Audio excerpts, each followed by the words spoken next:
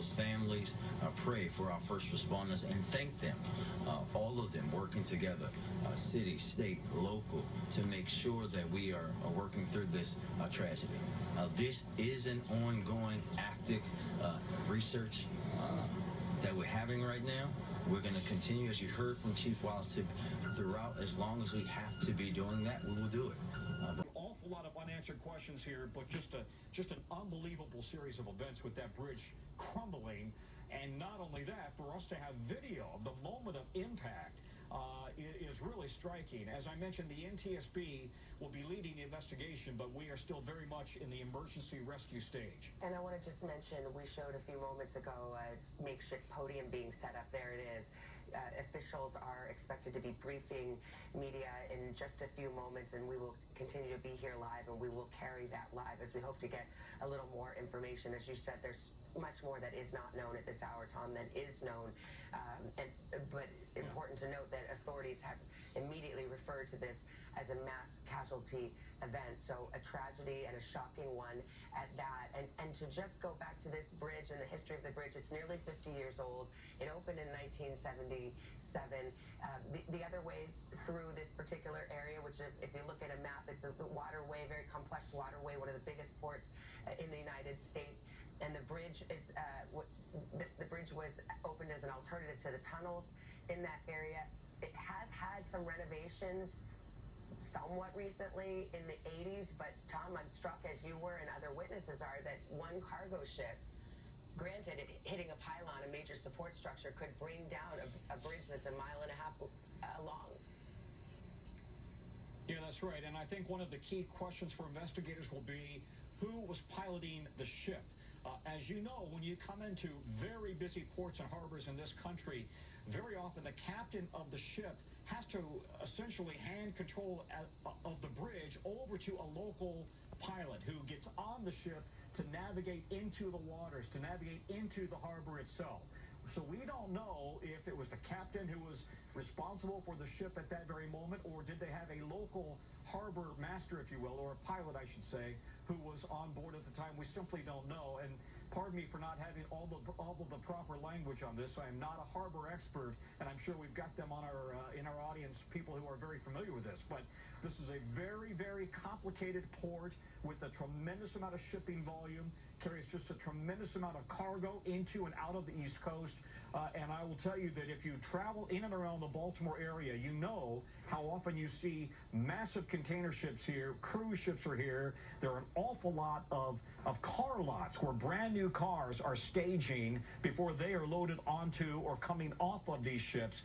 Just a tremendous amount of activity in this area. So to lose the Francis Scott Key Bridge and then to also have this harbor or this port so dramatically impacted will have a dramatic impact on the Baltimore region today, certainly economic, but also, of course, just logistically and getting around.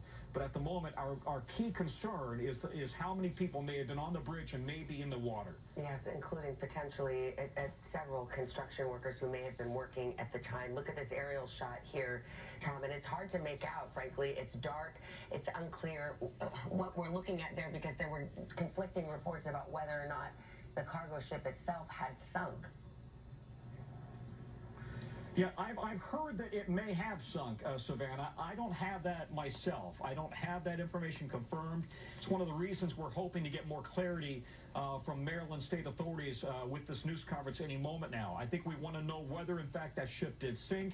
We want to know how many people may be still in the water, how many people may have been on the bridge, how many are they looking for, the extent of the search and rescue operations. We know that We know that Baltimore City Fire and Rescue has been here. Also, surrounding fire departments responded. The Coast Guard responded as well. Tom, but we're waiting for the specifics of that. And we're going to hear from officials. We may get some of those answers as they step here to the microphones in Baltimore on this breaking news this morning, the collapse of the Key Bridge in Baltimore Harbor. Let's listen.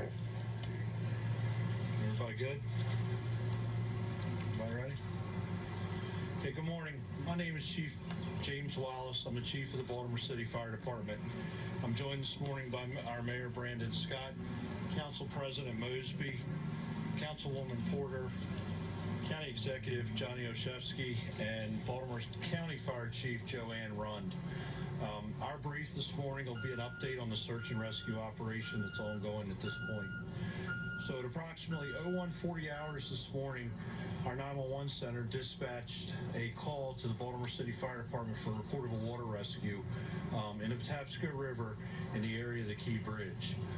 As units were responding, they began to receive numerous calls indicating multiple people in the water.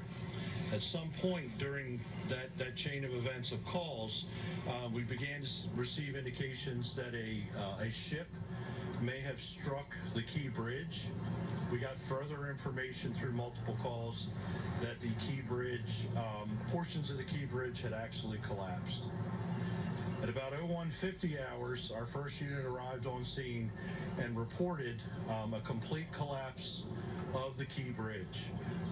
We were also given information at that time that there were likely multiple people on the bridge at the time of the collapse, and that as a result, multiple people were in the water.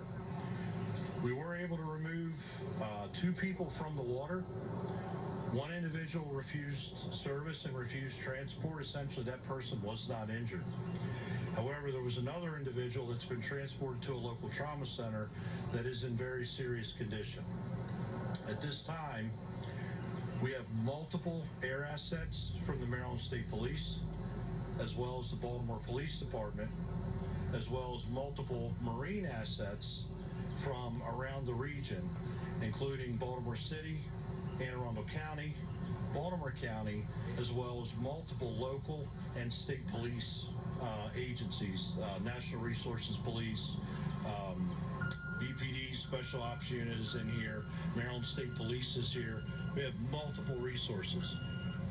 We are still very much in an active search and rescue posture at this point, and we will continue to be for some time. We have a large area that we have to search. This includes on the surface of the water, subsurface, as well as on the deck of the ship itself. We believe at this point we may be looking for upwards of 7 individuals. That's the latest information we have. However, what I will say is the information that I'm giving you right now is as of right now. That's what we know right now. This is a very large incident. It involves a very large footprint. Multiple agencies are operating. Therefore, information is subject to change as we get more intel and as our crews work through the morning. Over the next 8 to 12 hours, you can expect to continue to see our air and maritime assets functioning out on the water and in the air above. We need to do damage assessment of the ship itself before we can board that ship. And we need to continue our subsurface search, which is including different types of sonar. We have side scan sonar. We have other sonar capabilities here. We have underwater UAVs that we're working with. And throughout the night, we've also been working with infrared technology, both from the air and on the water surface. So I'm going to wrap up here with just saying